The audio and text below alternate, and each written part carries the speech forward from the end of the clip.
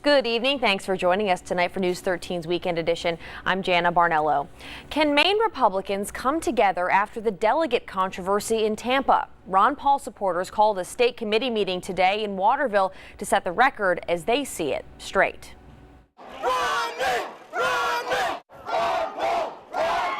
The fallout from the RNC Maine delegate controversy wasn't pretty or quiet, and it played out on a national stage. Quite the opposite scene on a quiet weekend morning in Waterville, where Maine Republicans met in a more private setting to talk about what happened.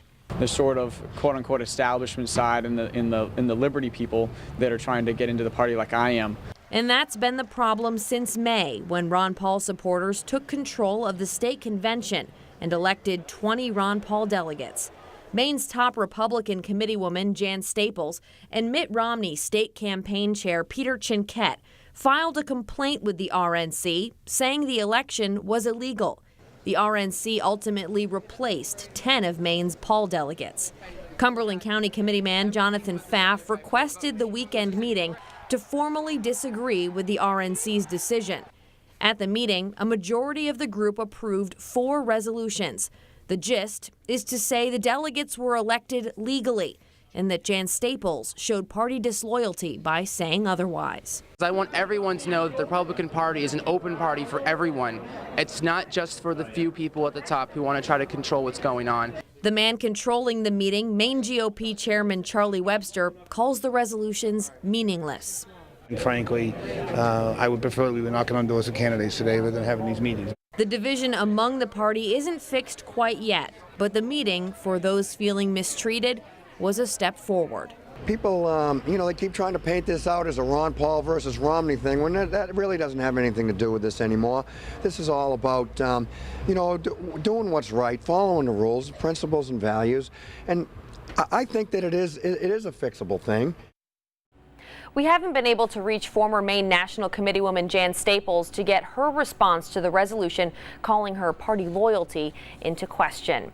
It was a beautiful afternoon today, the sun keeping things comfortable. Can we expect the same for the second half of our weekend? Meteorologist Tom Chisholm is here with a first look at your forecast. Good evening, Tom. Good evening, Jenna. This is a proper way to start off the holiday weekend, and at least unofficially the ending to summer on Labor Day should play out with sunshine, and it's going to.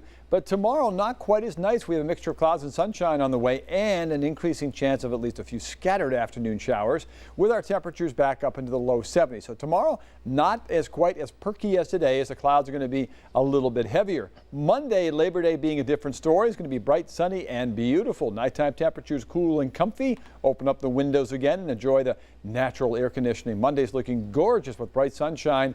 Tuesday being a different matter because a soaking wet weather system, the remnants of Isaac's, on the way. Look carefully on this radar sequence, Doppler radar, and you'll see a little distinct green line. That's actually a sea breeze that's moving north from Casco Bay, south and north. Doppler radar is so good at what it does that it's picking up on that sea breeze, that little what we call density discontinuity that separates the dense ocean air from the lighter air inland. Is producing and making visible the sea breeze is pushing northbound, so the southeast wind is picking up and cooling our temperatures down. Now 68 degrees at the Jetport after reaching the mid to upper 70s, holding on to 75 at Freiburg, but only 69 at Wiscasset. That's evidence of that marine layer that's moving northbound. And now that it's established, it's going nowhere fast, and it does represent a temperature trend that dips tomorrow, no higher than 72. A bit of a recovery for Labor Day, which is looking mighty fine. And then Tuesday, with wet weather that extends into Wednesday, some of it can be locally heavy. It's potentially going to be quite the gully washer across northern New England. That's something that we're monitoring very careful. In the tropics, this being the peak of the tropical storm and hurricane season, we have Tropical Storm Leslie, which is moving eastbound, and that's no threat to us. And at least in the short one farther south, we also have the other system, Keith, which is moving westbound as a tropical storm. Again, no major threat, but we like to keep you monitored and familiar with our graphics system just to show you what can form and how we'll be following it in the midst of the hurricane season. That is what September is. But no such problems beyond the wet weather that's in our 7-day forecast. Tuesday is the day to watch for. Monday, in particular, the day to enjoy. A decent ending to the holiday weekend. Jana? All right, thanks, Tom. 5 fire departments responded to a fire in Hartford early this morning. The fire started on Town Farm Road. Firefighters say they received a call for a truck on fire that spread to the mobile home there. Crews arrived on the scene to find the truck destroyed and the mobile home's roof on fire.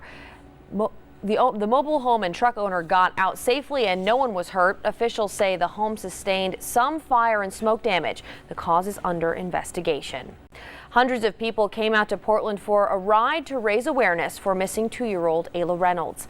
At Big Moose Harley-Davidson today, a motorcycle ride and barbecue were held to support Lost and Missing, a nonprofit helping families who have missing relatives.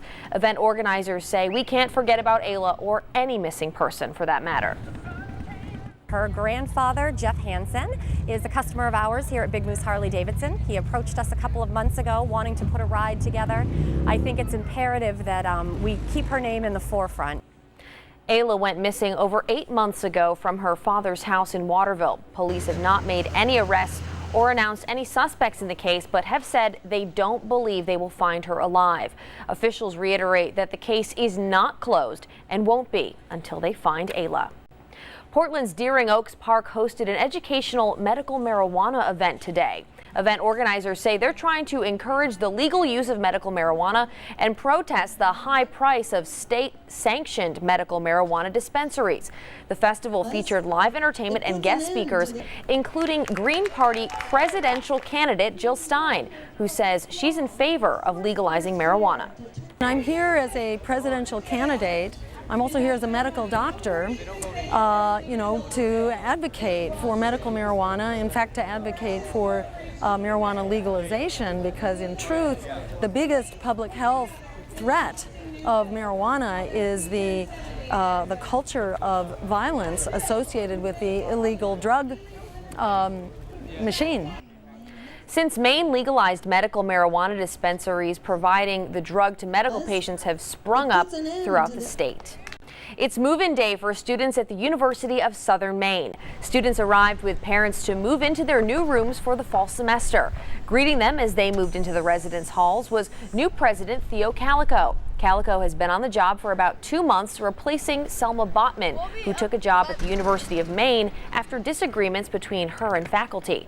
Calico says she and USM are moving forward, and one way to do that is to make the students feel right at home in the dorms. What I tell the resident assistants that the goal is, at Thanksgiving, make the parents cry. When the kid says, "I'm going home now," meaning that they're coming back to the residence hall. If the parents cry because the kid wants to come home, then we've done a good job.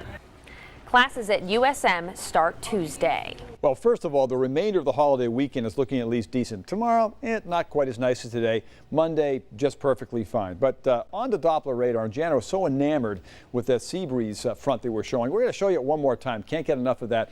First of all, it's not raining anywhere, and you see this green moving northward, which looks like kind of a squall line. That's actually the sea breeze that separates the dense, cool air near the ocean to areas farther north, past Lewiston and yes, heading for Chisholm, Maine. Wouldn't that be something? This front is moving north by this little density discontinuity sea breeze. It's just cooling things down near the coast, and it's going to be kind of not exactly a damp evening near the coast, but you might need the sweater. Here's a time-lapse sequence watching for any storm clouds, not finding them. We're looking west over the Mount Washington Valley. These are fair weather clouds developing. This tendency is going to be increasing overnight to see cloud cover increase, and tomorrow's not going to be quite as nice as today. And yes, there can be a few scattered showers around as a minor disturbance moves down across northern New England and then sweeps out to sea, and Labor Day is looking just fine. That's Panther Pond in the foreground, and way off in the distance you can see the Mount Washington Valley. On to our headlines. We're talking about shower chances increasing a little bit tomorrow. Labor Day is looking beautiful, and then wet weather is going to be arriving here Tuesday. Once it settles in, it lasts right through Wednesday, and some of the rain can be locally heavy. That's the way it's gone this summer. So many days of sunshine, and then 1 or 2 days we have concentrated heavy rain. For now, the sky mostly clear across New England, except for a stray shower just in eastern Connecticut. Also clouds advancing through central Pennsylvania, western New York State. And that's our little encounter with slightly disturbed weather tomorrow. Note how that sea breeze has cooled our temperature at Cape Elizabeth and Portland down to 68. Feeling the breeze. You step outside, you can smell that salt air out there. That's really nice at this time of the year. Inland locations holding on to the 70s. Rockland is at 70, Whitefield 74. Much of Knox and Lincoln and Saginaw counties running in the 70s from Androscoggin and Kennebec counties into the North Country. It's beautiful in Coos County this evening, where temperatures are running in the 70s. Nighttime lows right along the coast. We're talking about 55, Freiburg 47, and it's almost a 2-blanket night in Coos County, where we're looking for a low of 44 in beautiful Berlin, getting up to 72 tomorrow, and not quite 70 in Portland. National picture, there's our little disturbed area kind of blossoming up, and a little ripple in a frontal system is going to be moving on through tomorrow. Note the remnants of Isaac. That's our weather for Tuesday. Watch out, some of that rain can be locally heavy. This night, though, is pretty comfortable, mostly clear. 55 for a nighttime low. Winds are light from the northwest. Nice day to begin tomorrow, but clouds increasing, and there is a chance of a brief shower. So if it does occur, it won't be that long. 7-day forecast, different story Tuesday and Wednesday. Enjoy Labor Day, looking just fine because wet weather is here Tuesday. Some of the rain can be locally heavy.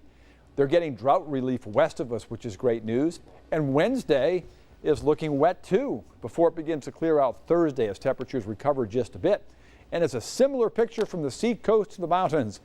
Decent weather on Labor Day, clouds on Sunday, and the wet weather Tuesday and Wednesday.